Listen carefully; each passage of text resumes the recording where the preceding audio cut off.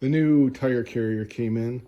So this is the old tire carrier that I've removed, and 4 of the 6 bolts are still good that were removed.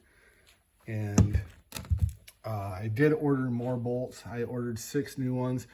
This part number 90080-10083 is actually a replacement part number for the originals that I'm guessing they don't make. But as you can see, this has a flat end on it, and the original ones have a beveled end, and they also have a washer on them, where these ones do not have a washer on them. So I might use a combination of the two. The new carrier is part number 51900-60280. This is going on a 2004 Toyota 4Runner. And as you can see, they switched it to a chain. I'm not sure why, if they had better luck or if it doesn't rust out as easily. But other than that, they pretty much look similar. The bottoms look pretty similar. Oops, they go this way. There are 2 flanges on this new one. This one only had 1 flange, and a little bit different, so we'll see. And then this piece, I was going to buy another one, but it's just the guide for it, for the tool when you go to lower it. So what I'm going to do is I'm going to use this needler, and I'm going to try and break off some of this rust on it and then just paint it. So I'm going to get to that real quick.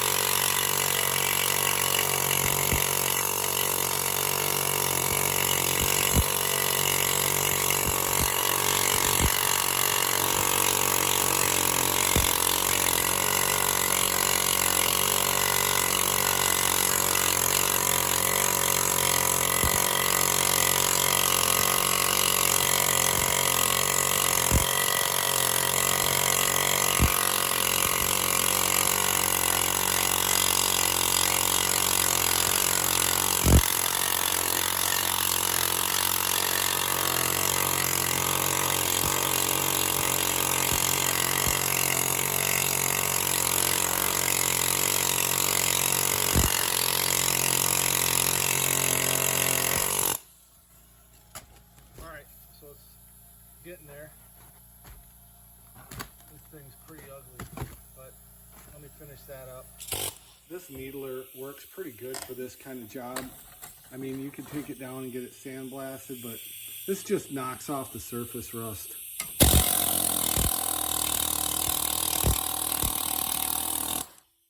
Which, there is a lot.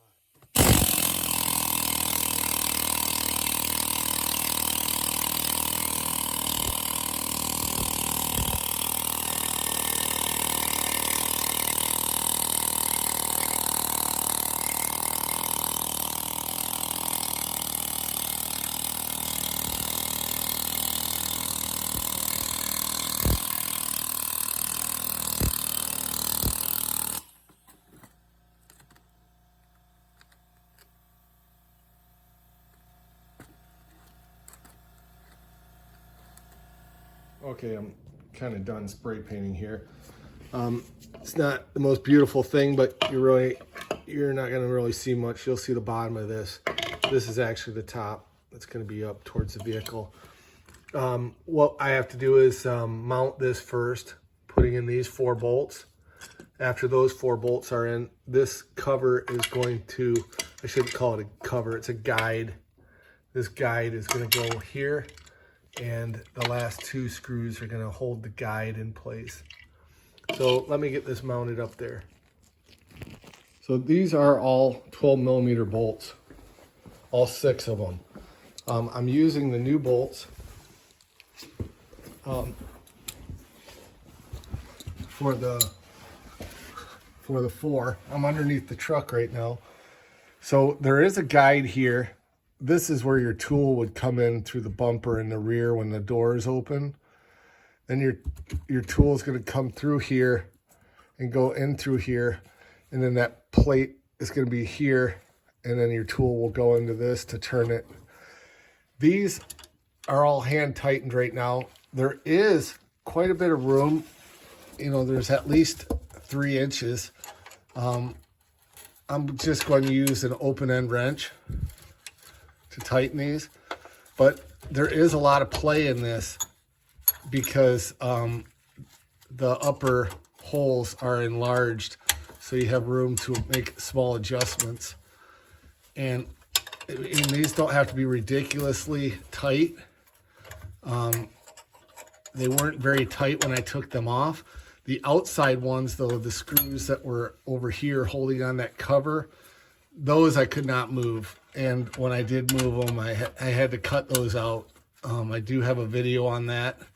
If you watch that, you'll see I had to cut out those ones.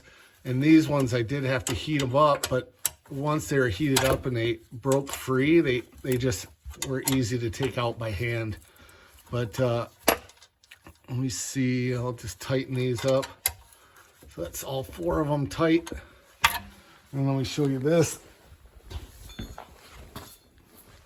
So there's no access until you open the trunk. Let me unlock the door, I guess.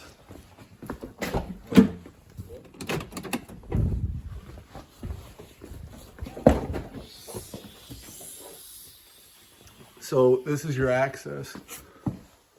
So looking at the access here, you're going to see there's the hole for lowering it and raising it. So now I'll put on the cover.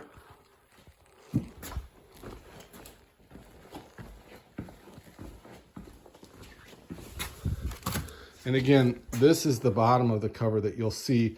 This is the top. This is why these bolts are so difficult, because they're actually resting down in here in this hole. There's only 3 inches above there, but once you put this 1 1/4, 1.5 inch raised lip, really gives you limited access. So let me show you that. And don't let this thing drop on your face, because it did drop on my face when I was removing it. And that's also in a video. Let's see.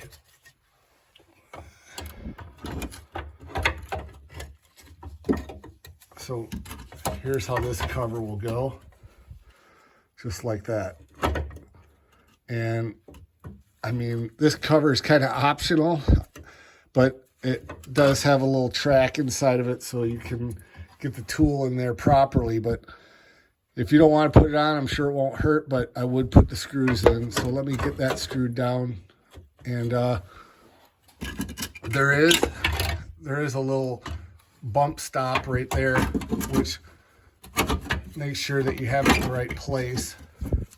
So let me get this screwed in. A big issue you're going to have with this is working upside down. And you can see here, this screw is only 1 inch long, and my fingers do not fit in here to put this in the hole and thread it. So that's my dilemma right now. I don't even have room to put a socket up here.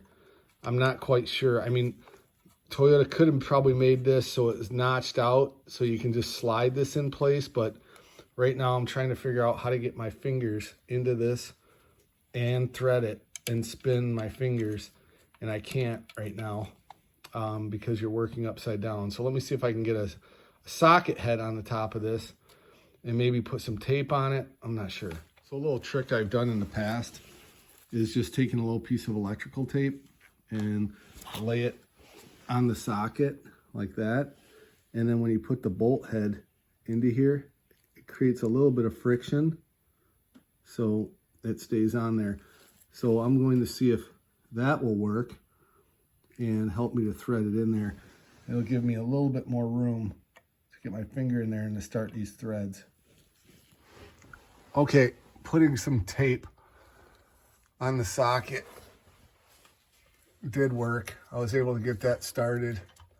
And what's kind of interesting is you can actually grab this and spin it from out here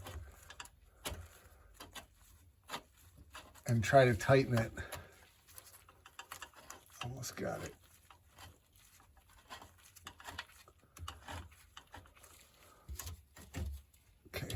so that's almost there.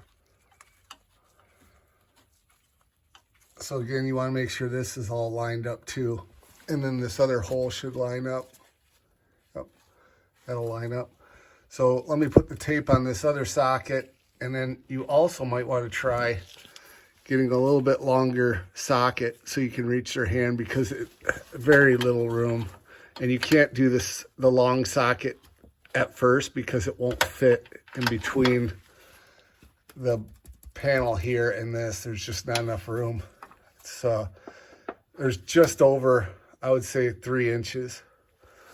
All right, let me get the other side. So again, the way I'm getting this held in there is putting this socket with a little bit of electrical tape, putting the bolt in there, and it's pretty tight, and then I'm using my fingers to just spin it in. So we'll see if I can show you here. I'll get this lined up right there, and then get my fingers over here, and you kind of have to look at it from the other side, and there's just barely enough room to get that thing going. And I'm out of socket because the socket's too short. So let me pull that socket off before I can't get to it. And then you can kind of grab it almost with your finger. There, now I can spin it with my finger.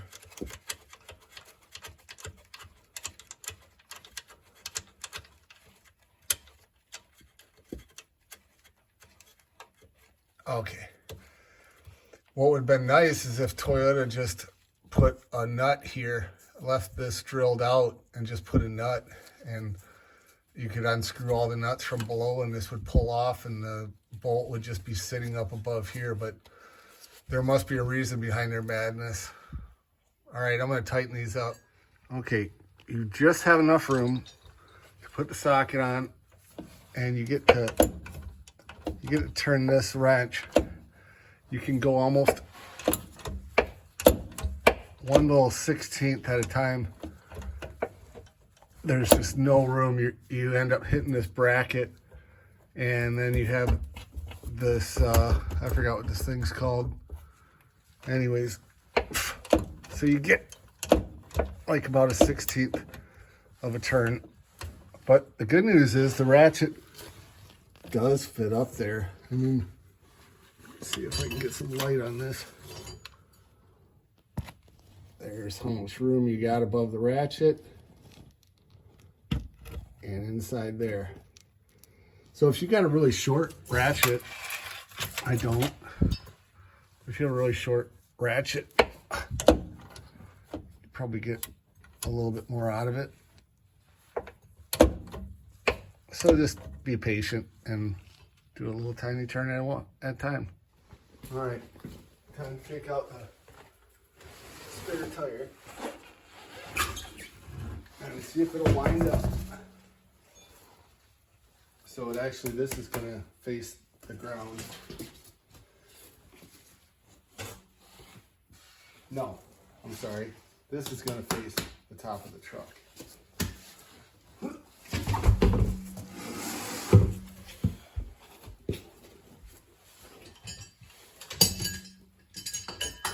And this is a regular 265, 65, 17 factory tire.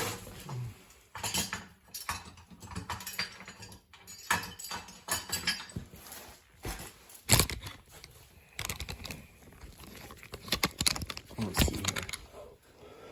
Get some light over here. Really get in. All right. So these two tabs are going to go in these holes. When this drops down, these will fit in the bolt holes. Let's see.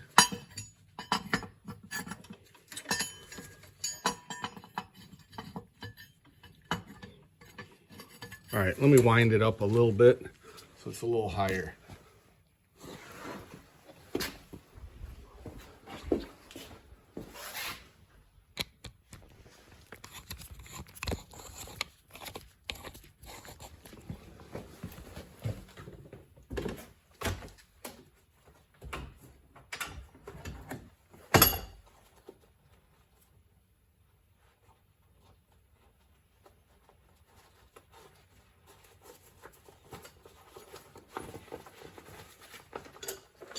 So you grab your tools.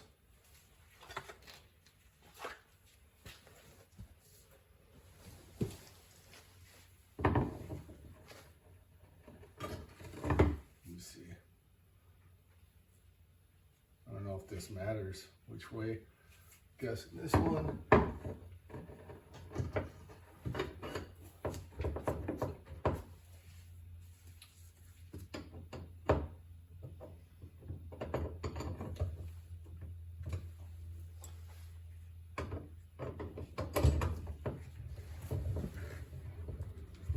Righty tighty. All right.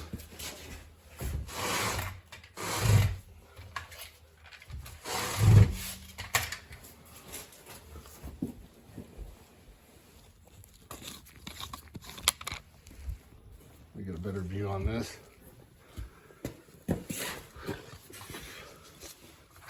Light out of the way.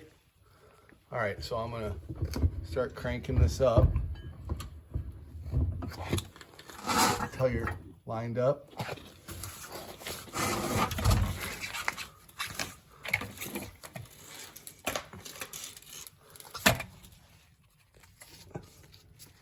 And if it's not lined up, you can lower it back down. Let some slack out. And I'm just gonna line up these tabs so they end up like that. Should be. Let's see. All right, hopefully you can see those tabs. There's one there. There's one there. So they're both in. The other one, the old style, I think was easier. It only had one tab. So this one's got two. I'm gonna start lining this thing up.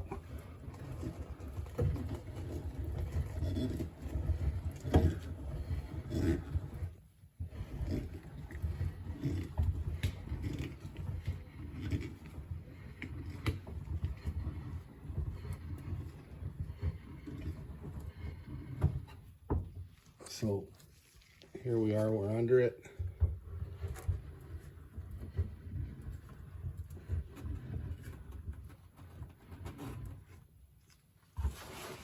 All right,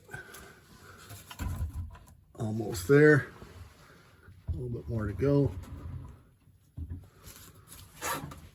And just kind of center it on there, and that should be it.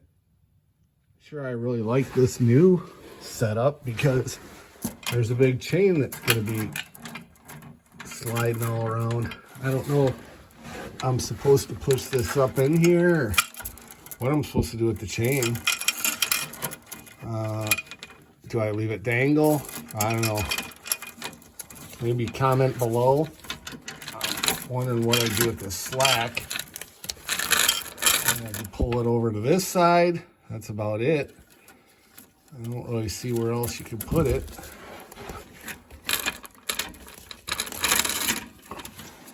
Keep moving it around and around and around.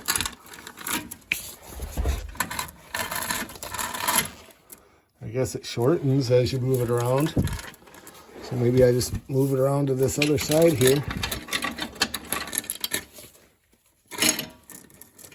I'm not sure. Let me know what you guys think in the comments. What Toyota was thinking, because the old ones were cables. All right. But I got this one tightened up. Better make sure it goes back down. It does. So I'll just leave it tight. Hopefully one day it'll actually drop. So everything's installed. And like I said, the old one was a cable reel. Let me know in the comments below if you guys know what to do with the chain and why it hangs down or where to hang it. It doesn't really seem right that it's just hanging out the bottom of the tire. The old one, the cable actually spun up. I did use the 4 new bolts. Again, the new bolt part number is 90080-10083. And it'll actually say on their information that this is for the, I think it's the sideboards, but that's the replacement part number. And then the carrier is 51900-60280. So hopefully this helps someone else. And like I said, I have another video that shows how I removed it. And I don't know, these are still a lot less expensive than a tire carrier on the back end of the truck. Those are $900 or something crazy, but I don't know. I'm just hoping I don't ever have to use this thing. And if I do, I hope it comes down. Have a good one. Thanks for watching.